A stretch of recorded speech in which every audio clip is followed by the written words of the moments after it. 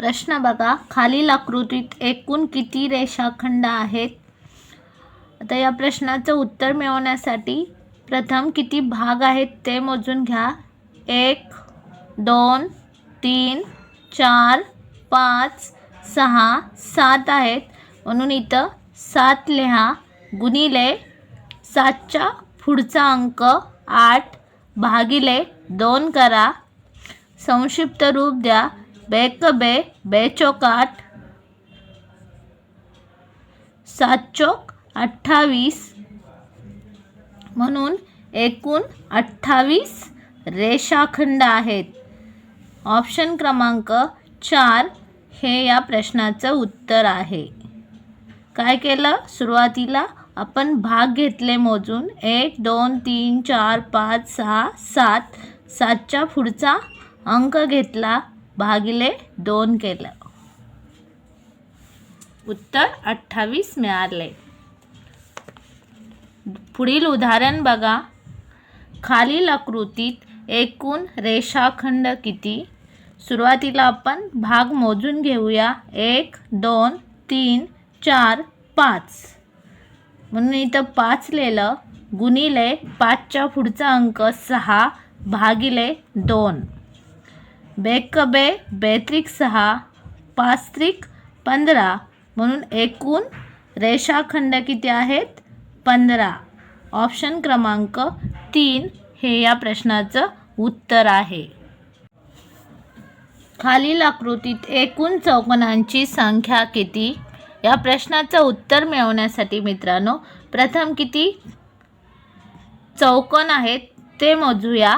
1 2 3 4 5 6. 6 आहेत, म्हणून त्यांची बेरीज करूया. 1 अधिक 2 अधिक 3 अधिक 4 अधिक 5 अधिक 6. बेरीज करा. 3 आणि 3 6, 6 आणि 4 10, 10 आणि 5 15, 15 आणि 6 21, म्हणून या प्रश्नाचं उत्तर आलेलं आहे 21. किंवा तुम्ही असं करू शकता, एकूण कॉलम किती आहेत? 1 2 3 4 5 6. 6 गुणिले 6च्या पुढची संख्या 7 भागिले 2. संक्षिप्त रूप द्या. बेक बे, बेत्रिक 6, 7 त्रिक 21.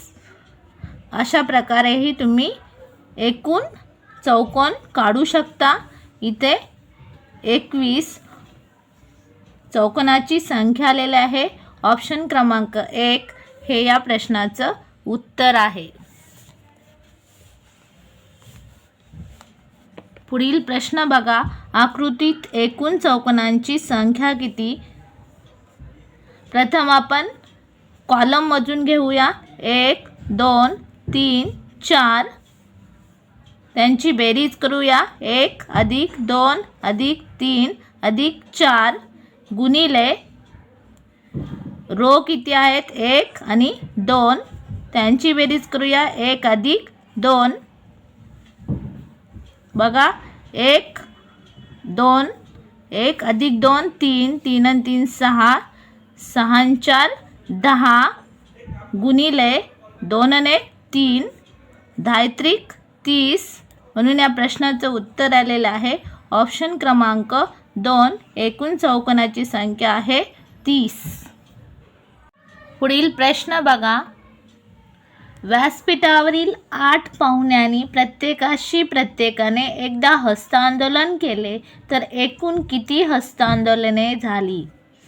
किती आहेत पाहुणे? 8, म्हणून इथं 8 लिहून घ्यायचं. त्यातून एक वजा करायचं 7.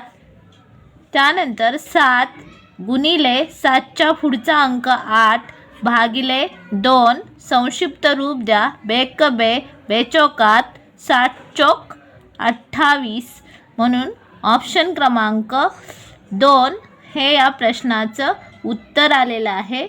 एकूण 28 हस्तांदोलने झाली.